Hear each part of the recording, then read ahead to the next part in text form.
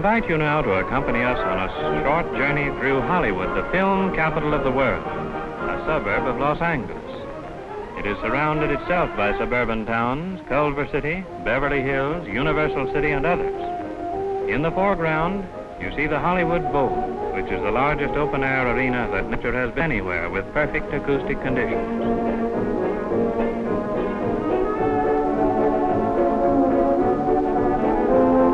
The Hollywood Bowl has a seating capacity of 25,000 people. In the summer months of each year, the symphonies under the stars are presented here by world-famous conductors. How the people live in Hollywood, either in bungalows or apartment houses, we show you next. The California bungalows and apartments are provided with all the latest conveniences, the most modern found anywhere.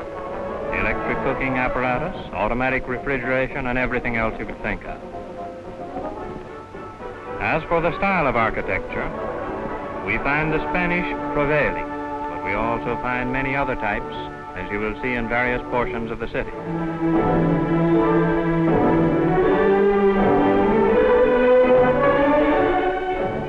The foothills of Hollywood are covered by luxurious homes, and the occupants have an unobstructed view for a distance of 25 miles to the ocean.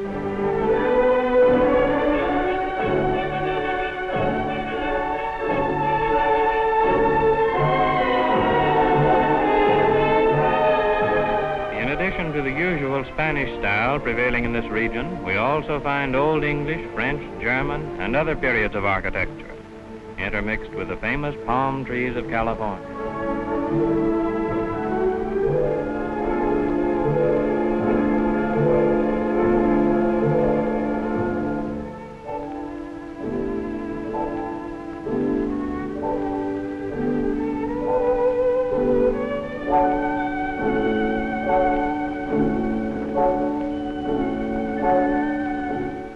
Next, we see one of the many churches of Hollywood. This is of modern Greek architecture. Here is one of vertical Gothic, like the famous cathedrals of the old world. And here is one of colonial architecture. We also find many of the Spanish mission type.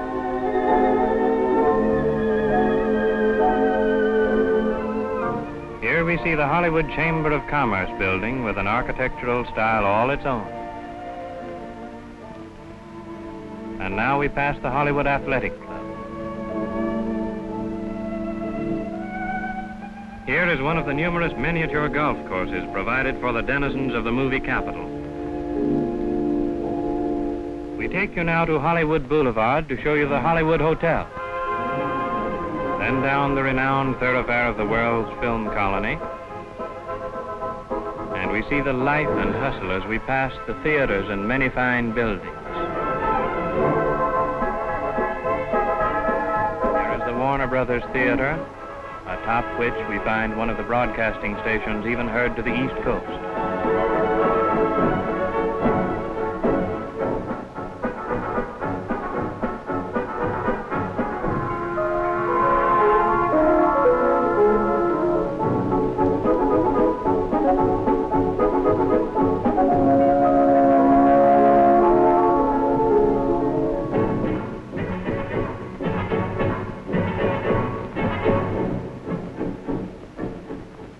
Now we see the famous Lemley Corner on Vine Street and Hollywood Boulevard, for which $1 million has been refused.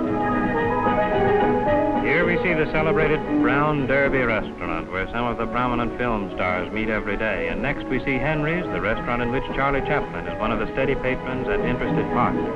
The owner is one of his oldest and most trusted friends. Next we go to the main building of the American Legion in Hollywood and admire its modernistic style. In one of the beautiful parks of Hollywood, a monument has been erected to the late Rudolph Valentino. And there the natives take us just to prove to us that Hollywood does not forget its film stars.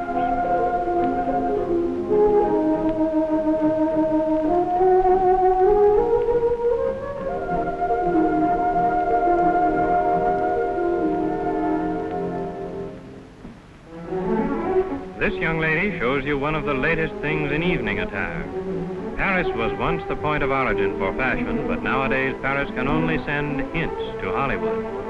For the rest of the continent looks to the motion picture screen for real information about clothes.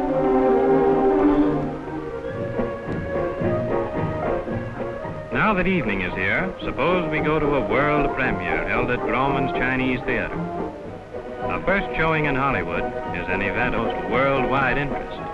We see the brilliant illumination and the traffic congestion, and presently we'll see the stars as they talk into the microphone upon arrival, so that the less fortunate people who are unable to attend this premiere can hear what's taking place over the radio in their own homes.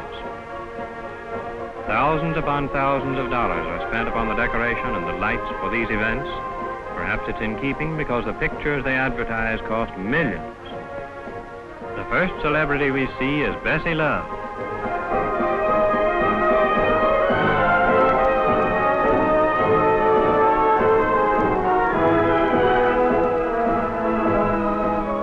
Then Sally O'Neill.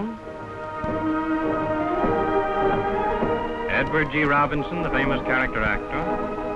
Carl Laemmle Sr. And none other than Gloria Swanson.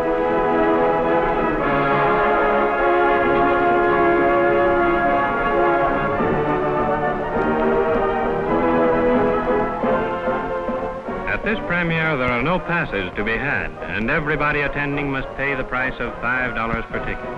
Everybody who is anybody is here, and the gorgeous display of clothes is enough in itself to warrant attendance.